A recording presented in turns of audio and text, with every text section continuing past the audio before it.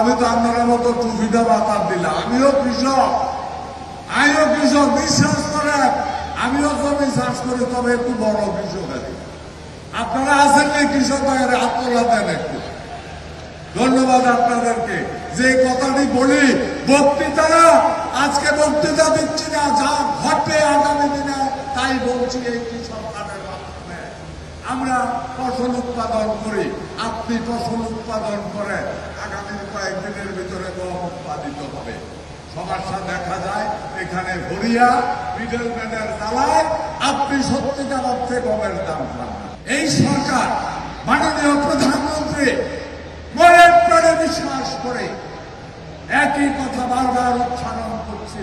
70% মানুষ কৃষির সাথে জড়িত। এদেশের আবহাওয়া 12 মাস কৃষি পণ্য উৎপাদন করার জন্য উপযোগী।